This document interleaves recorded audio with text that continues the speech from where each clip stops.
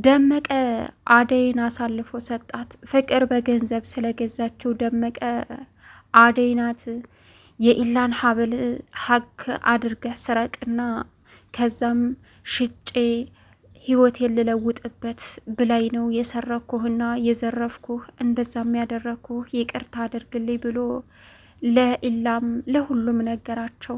ያሳዝናል። ፍቅር ደመቀን በገንዘብ ስለገዛችውና ደመቀ ደግሞ ፍቅርን ስለሚያፈቅራት ገንዘቡንም ፍቅሩንም መቀበል ስለፈለገ ፍቅር የፈለግከውን ገንዘብ እሰጥሃለሁ፣ አይዞህ፣ እኔን ብቻ ነጣ አውጣኝ፣ እሷን ላለመጉዳት እሷ ሌባ ናት እንዳትባል ፈልጌ ነው አለችው። ከዛ እሱም እሺ በማለት እኔ ከገንዘቤ እንጂ ከሌላው ምን አለኝ በማለት አደይን አሳልፎ ሰጣት። ባርኮትና ደቭ ደግሞ በአደይ በጣም ተናደዱ። ከሷ ጎን ሆና እየተከራከረች የነበረችው ሊሊ ናት። ሊሊንም አንቺም እሷም ሌባ ናችሁ፣ ተመካክራችሁ ነበር ይህን ያደረጋችሁት በማለት ኢላም አደይንም ሊሊንም እስከ መጨረሻው ጠልቷቸው በጣም ተናዶ ለፖሊስ ጠርቶ ቤቴንም እየገቡ ሲዘርፉ ይኑረዋል በማለት ሁለቱንም አስያዛቸው። በጣም ያሳዝናል።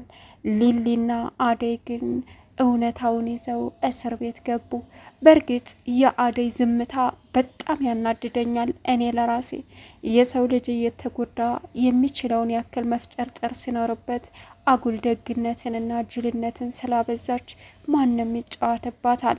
ሰላም ውድና የተከበራችሁ የቻናል ቤተሰቦች እንዴት ናችሁ? ልይ ሰላማችሁ ይብዛልኝ። ለዚህ ቻናል አዲስ የሆናችሁ ሰብስክራይብ እያደረጋችሁ ቪዲዮውን እስከ መጨረሻው ተከታተሉ። ዛሬ እንግዲህ በሚያሳዝን ሁኔታ በጣም በሚከብድ ሁኔታ አደይ እስር ቤት ገብታለች ማለት ነው። እንግዲህ የእሷ አባት ለደመቀ የክርስትና አባቱ ማለት ለእሷ ደግሞ ወንድሟ ማለት ነበር። ግን ገንዘብ የማያደርገው ነገር የለም። ፍቅር አሳልፋ ሰጠች። ፍቅር ገንዘብ የፈለግከውን እከፍልሃለሁ ስላለችው እኔን ነጻ አድርገኝ፣ በዛ ላይ ደግሞ ደመቀን ዋሽተዋለች። ምን አለችው መሰላችሁ? ፍቅር እኔ አደይ ሌባ እንዳትባል ብዬ ነው ይህን ሁሉም አደርገው አለችው። አደይን የማይጎዳ ነገር ይሁን እንጂ ማንኛውንም ነገር አደርጋለሁ አለ። እኔ ደግሞ የምትፈልገውን ገንዘብ እከፍላለሁ፣ እሷንም እኔንም ነጣ ለማውጣት ስል ነው የምደክመው አለችው። በቀለ ይህንን አመናት። አደይ ምስኪን እና ሊሊም እንዲሁ ሁለታቸውም የዋሆች፣ ግን ደግሞ እውነቱ ከነሱ ጋር ነው። እንግዲህ የሀብል መጀመሪያ ላይ የተገኘው ሊሊ ላይ ነበር። ሊሊና አደይ እየተማከሩ ኢላ ቤት ፍቅርና እንዲሁም ደግሞ ሊዲያ ሂደው አልጋ ሳይቀር ልብሱ ሳይቀር መሬት ዘግዝከው ሀብሉን እየፈለጉ ነበረ። እናም ሀብሉ ግን ሊሊ እጅ ስለሆነ ሊያገኙት አልቻሉም። እናም በኋላ ላይ ኢላ ቤቱን ከፍቶ ሲገባ እኔ ነኝ ያለ ሌባ ቤቱን ይበረቅሰዋል፣ ምን እያረጋችሁ ነው ሲላቸውም ከቤት ይውጡልኝ እናንተ ሌቦች ሲላቸውም ሊዲያና ፍቅር ደንግጠው ፈጠው ቀሩ። የፍቅር ተንኮል ስለማያርቅ ፍቅር ምን አለች መሰላችሁ? እንዴ አንተ እንደርክ በቃ እንፈልግ ብለን ነው ሀብልህን አለችው። ግን አላመናትም። በጣም ጮኸባቸውና አስወጣቸው። ነገር ግን መጨረሻ ላይ ፍቅርን ንቅ አርጎ ይዞ በጥፊ መቱ። ከዛሬ ጀምሬ እዚህ እንዳይሽ አላይም በማለት አዋረዳት። ሁለቱም ወጥተው እየሄዱ እያለ በቃ ኢላ ተናዷል። ይቺ ሌባ ሀብሉን ይዛ ነው የምትዞረው አይደለ? አሳያታለሁ ለምለም የምትባል አለች። እሺ አሁን ምን ማድረግ ነው ያለብን? ኢላ በጣም ተናዷል የእውነት አለች። እኔ የሱ መናደድ አለመናደድ ጉዳይ አይደለም፣ ሀብሉን ማግኘቴን ነው የምፈልገው አለች ፍቅር። እናም እቤት ሰተት ብለው ሄዱ። ነገር ግን ያ ሀብል ከሊሊ እጅ ተገኘ። ሊሊና አደይ እያወሩ ነበረ። እናም ሀብሉን እንዴት እንዳገኘችው ሀብሉ አንቺ እጅ ላይ መቆየቱ ጥሩ አይደለም፣ እንደምንም ብለሽ ለኢላ አሳምነሽ ስጭው አለቻት። እሺ እንደምንም ብዬ አሳምኜ ሰጠዋለሁ እያለች እያለ ዳዊት መጣ። ሊሊ ደንግጣ ሀብሉ ከእጇ አመለጠ። ከዛም በእግሯ እርግጥ አደረገችው። ምንድን ነው እያወራችሁ ያላችሁት አለ። ምንም አለችው። ከዛ እስኪ እግርሽን አንሺው አለና የሊሊን እግር አስነሳት። ሀብሉ አለ። ይሄ ሀብል ከየት አገኛችሁት አለ። ይኸውልህ ደብ አለች። አንተ እንደምታስበው አይደለም። ይሺ እናም ሀብሉን እንዴት ለኢላ መስጠት እንዳለባት እያማከረች ነበረ አለች አደይ። ማለት አላት። ይኸውልህ ያን ጊዜ ሀብሉን እኔ አላቅም፣ ስለ ሀብሉ ምንም ማቀው ነገር የለም። እናም ያንን ሀብል ሊሊ ናት የያዘችው። በእርግጥ እስከ ዛሬ ይዛ መከረማ በጣም ስህተት ሊሆን ይችላል አለች አደይ። ማለት አልገባኝም፣ ግልጽ አልሆነልኝም አለ ዳዊት።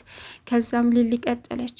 ይኸውልህ ሀብሉን በእጅ የያዝኩት አደይን ነጻ ለማውጣት ነው። ሀብሉ እኔም እሷም እጅ እናንተ እንደምታስቡት አደይ ሌባ ሆነ አይደለም።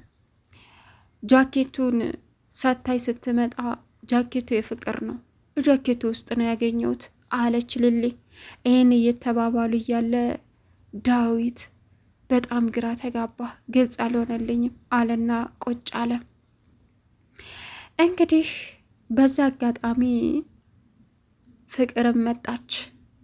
ሲቀጥል ደግሞ ባርኮትም እንደዛው። እናም አንቺ ሌባ አለች ፍቅር። ሀብሉን የታባሽ ነው ያረግሽው ብላ ሊሊን አነቀቻት። ሊሊ ደግሞ ስርዓትሽን ያዥ አንቺ ተንኮለኛ አለች። ከዛም አደይ ደንግጣ ጸጥ አለች። በዛን ሰዓት ምንድን ነው የተፈጠረው? ሲጫጫሁ ባርኮት መጣ። ከዛም ቀጠልና ደግሞ በሚያሳዝን ሁኔታ የሀብል ተደበቀ። እናም ተናዶ ስለነበረ ባርኮት አንቺ ፍቅር አላት። ምንድን ነው? ይች ልጅ ሌባ ናት። ሀብሉን የሰረቁት እሷና ሊሊ ናቸው፣ ሌላ ማንም አይደለም አለች። በፍጹም ልጆቹ ላይ እንደዚህ እያረግሽ ሌላ ችግር እንዳትፈጥሪ ሲላትም እሷና እሷ አይናችሁን ግለጡ፣ ከአደይ ውጭ ማንም ሌባ የለም አለች። እንግዲህ ባርኮት በሚገርም ሁኔታ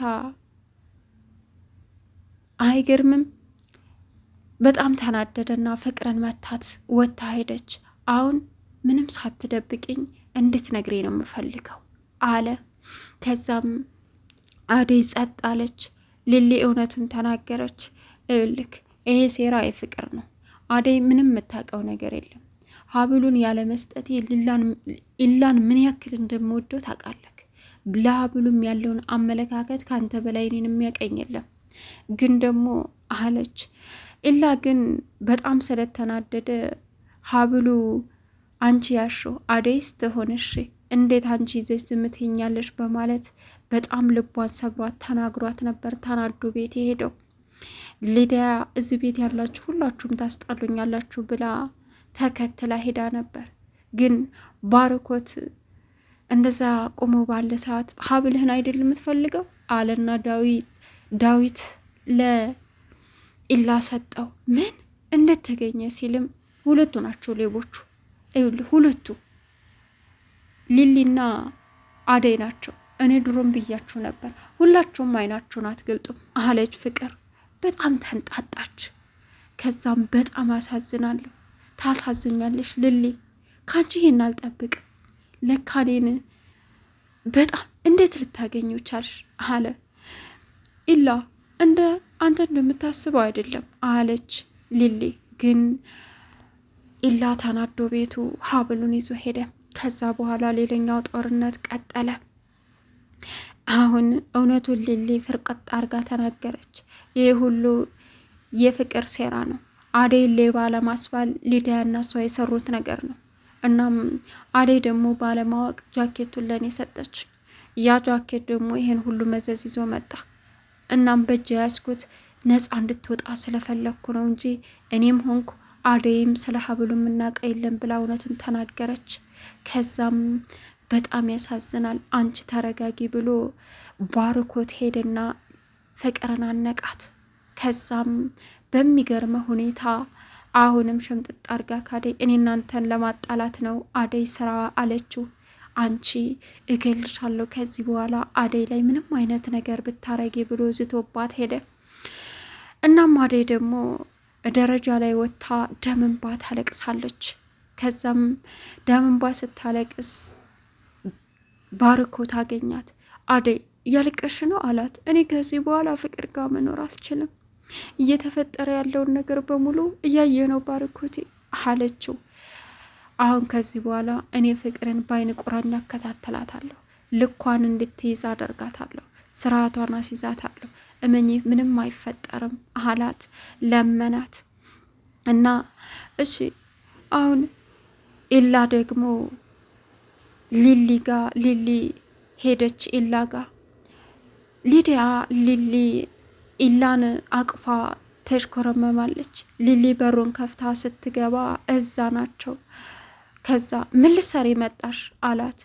ኢላ ግን እውነቱን ልንገር ውጭልኝ ከቤቴ ማንንም ምንም ማናገር አልፈልግም አላት። እሺ ግን ላንተና ላደይ ብዬ እንዳደረግኩት ይገባሃል አንድ ቀን ብላ ጥላው ሄደ። ሂጂ ከዚህ ምን ትመስላለች እቺ እስስት አለቻት ሊዲያ። ከዛም እሷም ወጣችና ሄደች። ተመልሳ አደይና ባርኮት እያወሩ እያለ ሊሊዛ ስትመጣ አንቺ ደግሞ ተየት መጣሽ? ምን ወሽ ከምኔው ተመለሽ? ሲልም ሊዲያ ያባረረችኝ አለችው። ለምን ሌባ እሷ ናት ብላ አለችው። በቃ አንቺ ተረጋጊ፣ እኔ ኢላን አውርቼ ለጊዜው ነው እንጂ እመለሳለሁ አላት። እናም አደይና ሊሊ እየተወያዩ ቆዩ። እዛ ሲሄድ ሊዲያን ውጭልኝ ብሎ አባረራት ኢላ። ከዛም ለኢላ ሁሉን ነገር አስረዳው ባርኮት።